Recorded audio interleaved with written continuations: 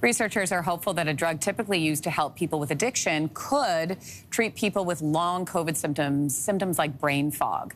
Naltrexone has also been used to treat conditions like fibromyalgia, Crohn's disease, multiple sclerosis. Jared Younger is the director of the Neuroinflammation, Pain and Fatigue Laboratory at the University of Alabama at Birmingham. And he joins us this morning. Good morning to you. Good morning, Lindsey. So I want to know more about this drug. I mean, what is it about the drug naltrexone that makes it a good candidate to treat symptoms associated with long COVID? Yeah, what we think is going on with long COVID is we have these cells in our brain called microglia, and they typically activate when you get an infection, and they make you feel absolutely horrible. So when you get a flu or COVID and you can't get out of bed, it's your microglia that are pumping out chemicals that make you go to bed. And it does that so you can fight off the infection and not do anything else. And we think what's happening with long COVID is the cells are being stuck on the on position, so they don't go off, so they continue to make you feel absolutely horrible. And so a drug like naltrexone is one of the very, very few compounds that can break through your blood-brain barrier, make it into your brain, target those cells, and flip that switch so they go back to their normal state and stop making you feel absolutely horrible. So is this sort of a Band-Aid to this symptom, and they would come back if you went off the drug, or would it be a permanent solution?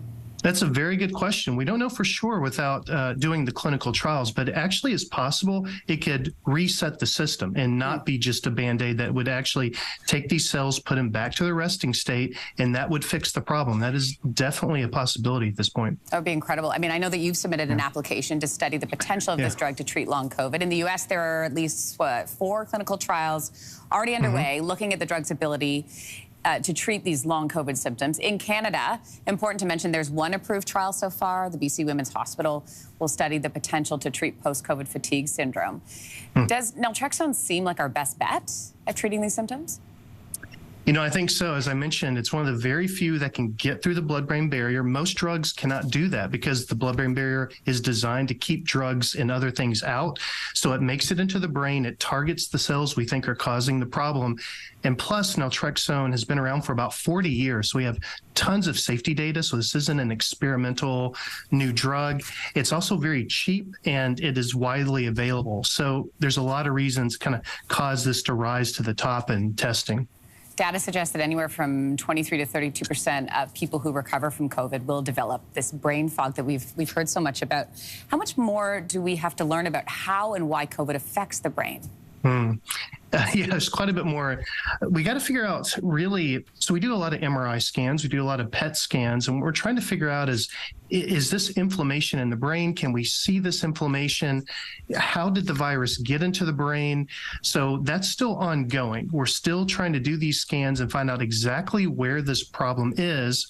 But, while we're doing those scans, what patients really need is a treatment that they can take right now. So we're going to do the scans, we're going to figure out the science, but the most important thing is to do these clinical trials, answer the question, does this work? And then they have something they can take and, make their lives better as soon as possible. Which is what people want that are experiencing these long COVID symptoms, Jared. So somebody watching right now that has one of these long COVID symptoms, how long would it take for them to, let's say this is all success, how long would it take for them to have access to something like this drug?